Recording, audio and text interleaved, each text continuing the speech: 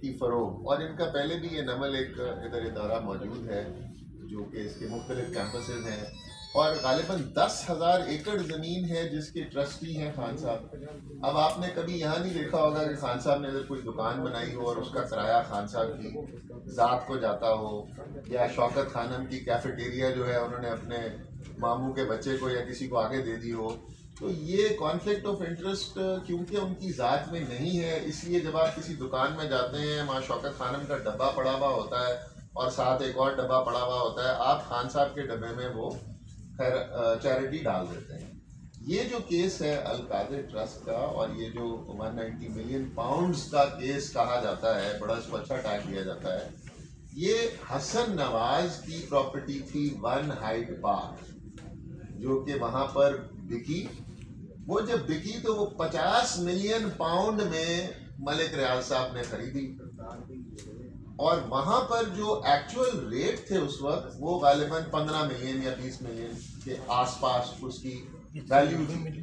تو جب ان کی رجسٹری نے دیکھا کہ یہ ایک پراپرٹی اتنی مہنگی رجسٹر ہو گئی ہے، سیل ڈیڈ یہ کس طریقے سے ہوئی ہے، 190 ملین کی کتنے میں؟ سوری 190 ملین کی کتنے میں خریدی؟ نہیں 190 ملین کی پراپرٹی نہیں ہے، 190 ملین پاؤنڈ علیحدہ ہے۔ ایک پراپرٹی 1 ہائیڈ پارک جو کہ 50 ملین پاؤنڈ کی اس وقت بکی حسن نواز صاحب کی، جو کہ ایکچولی 25 کی تھی، ڈبل دا پرائس پہ وہاں سیل رجسٹر ہو گئی انگلینڈ میں۔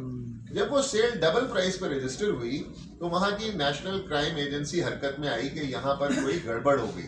یہ پاکستان میں بھی کئی دفعہ منی لانڈر کرنے کے لیے 2 روپے کی چیز 10 روپے میں بیچ دی جاتی ہے تاکہ وہ وائٹ منی آپ کے پاس آ جائے۔ تو یہ وہاں پہ یہ حرکت کی گئی، وہاں پہ یہ چلی نہیں۔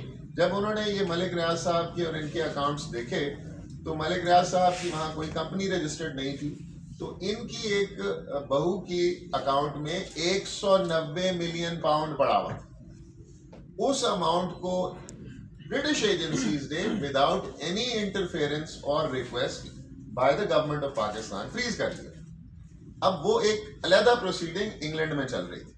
پاکستان میں اس وقت سپریم کورٹ میں بیریا ٹاؤن کا کیس چل رہا تھا، اور اس بیریا ٹاؤن کے کیس میں بیریا ٹاؤن کی سیٹلمنٹ پاکستان کے سپریم کورٹ سے ہوئی کہ 460 ارب روپے Bahria town supreme court of Pakistan کو دے گی۔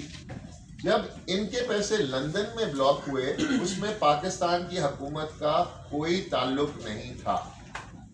یہاں کی جو پیسے سیٹلمنٹ ہوئی اس میں بھی پاکستان کی حکومت کا تعلق نہیں تھا، سپریم کورٹ کی سیٹلمنٹ ہوئی ملک ریاض صاحب کی کمپنی کے ساتھ بیریا ٹاؤن کراچی کے بارے میں۔ ملک ریاض صاحب نے وہاں پر اپنا پیسہ جو ان کا ادھر بلاک ہوا، وہ نیشنل کرائم ایجنسی سے یہ اگریمنٹ کیا کہ جی ہم اس پیسے کو ڈائریکٹلی سپریم کورٹ کے اکاؤنٹ میں بھیج دیتے ہیں۔